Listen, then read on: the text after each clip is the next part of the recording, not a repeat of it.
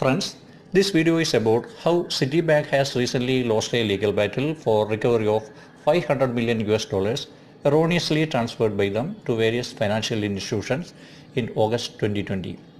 How did this biggest banking fiasco in the recent history happen? A couple of days back, a US district court has rejected Citibank's lawsuit seeking full refund of an accidental payment of about $900 million made last year. The court ruled that the bank cannot recover that amount. The amount of $900 million was sent by Citibank to the lenders of Revlon, the leading global beauty company, by mistake. They were able to recover some $400 million, but the recovery of the remaining amount has now become uncertain after the court ruling.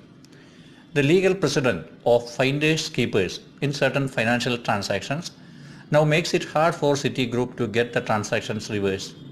The phrase finders keepers means that whoever finds something is entitled to keep it. And that's exactly what happened in Citi's case.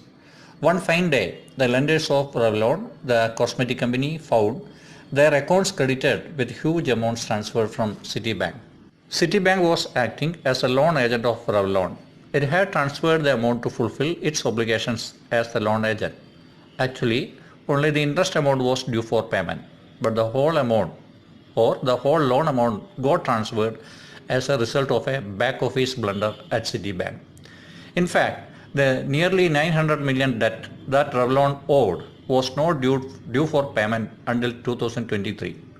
In other words, instead of making an interest payment of about $8 million on the Revlon loan, Citibank by mistake paid the full outstanding of $900 million out of its own pocket. When the mistake was found out and the recipients were alerted, some of them promptly returned the money, but not everybody did so. Some refused to return the funds.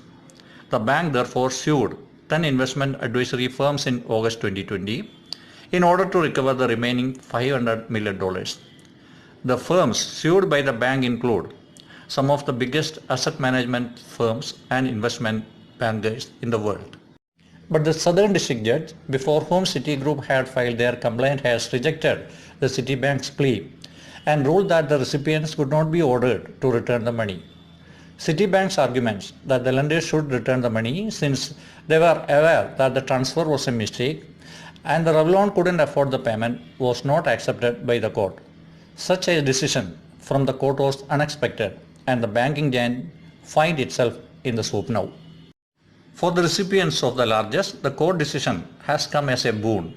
It's because the asset managers who are now refusing to return the funds have been locked in a battle with the Revlon company over its May 2020 restructuring. They argued that the August 2020 payment received from Citigroup settled Revlon's debt to them under a 2016 term loan and didn't look like a mistake when it arrived. So it was theirs to keep. The judgment also agreed with them and ruled that they can keep the money but can't spend it. It's because Citibank has decided to go for an appeal. So pending appeal, the court has allowed the lucky recipients of the huge amount not to return the money for now, but at the same time prevented them from spending it.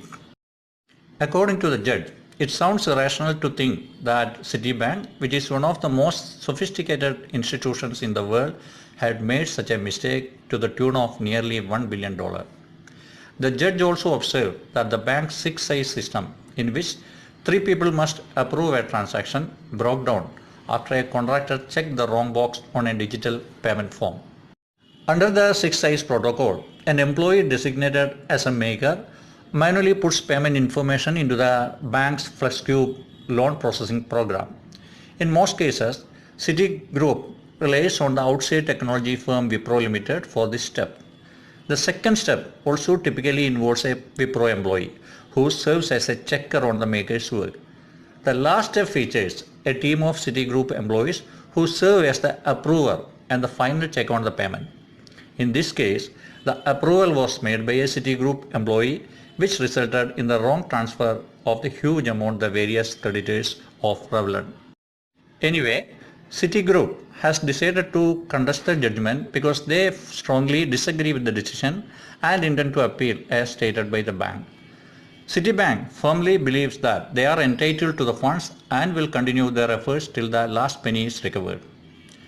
There are different opinions whether the appeal will help Citigroup to recover the funds now lying in the hands of the various lenders. But this incident has been termed as one of the biggest banking blunders in banking history.